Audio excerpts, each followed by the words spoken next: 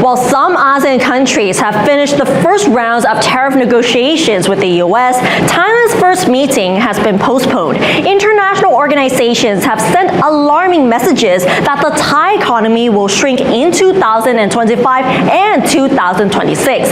Our business anchor Frank Han-Shi joins me now to explain more. So Frank, what do you make of this recent appalling forecast for Thailand's GDP? Hi Ned, before we dive into US policy impact to Thailand's economy, right now we have to talk about bleak number and figure on Thailand's economic growth, because Thailand's central bank, Bank of Thailand, already cut the policy rate by 25 basis points to 1.75% as the Monetary Policy Committee sees that Thailand's economy will face a huge impact by US tariff policy. The committee projects that Thailand's GDP will grow by 2% if trade negotiation still remains that tariff rate to 36%, but we might see 1.3% of GDP growth, which is pretty low if tariff grows to another level. So the central bank aims to, of course, lift the economic pressure in the climate and, of course, to give a lot of cash flow in the society to incentivize domestic consumption power. But the International Monetary Fund already gave a alarming message that Thailand's GDP growth will go under 2% this year.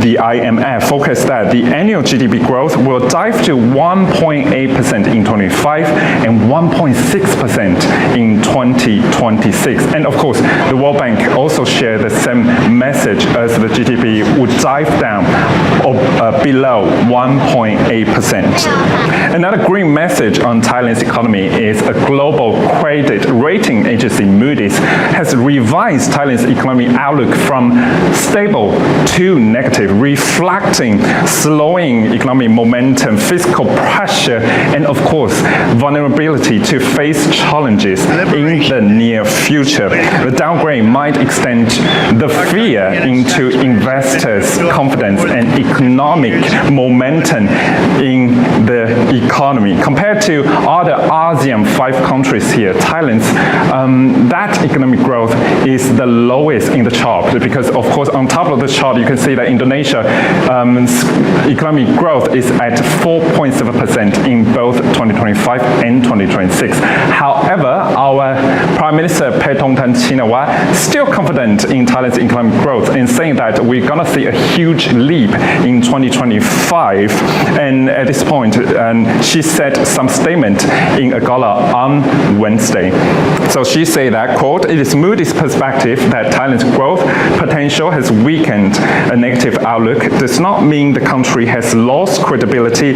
One key factor in Moody's assessment is the global trend of rising tariffs, particularly those imposed by the United States, which have impacted many countries and caused similar outlook downgrades."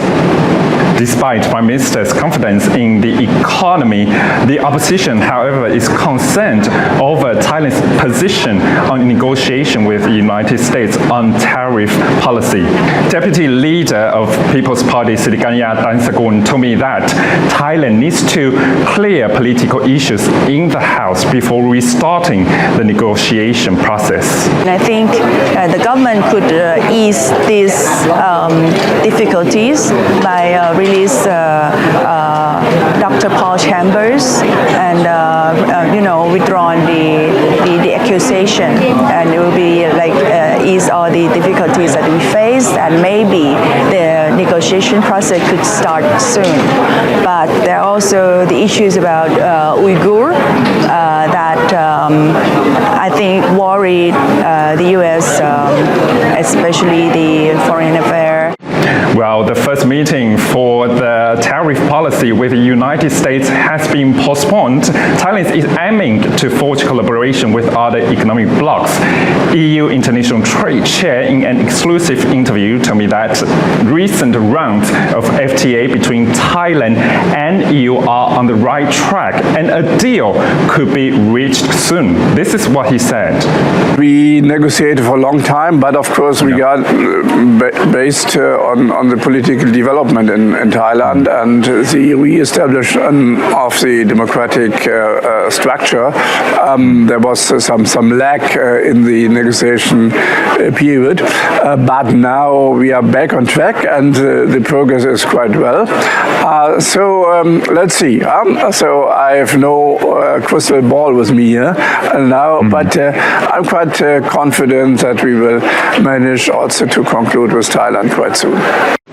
Right, so Ned, amid economic growth at this moment, we have seen some hopes on strengthening collaboration with other economies and blocs. But right now, the ball is on Thailand's court. How the Thai government can speed up the negotiation with EU and the United States is vitally important. Back to you. And it looks like the numbers are not looking good at all. All right, thank you, Frank.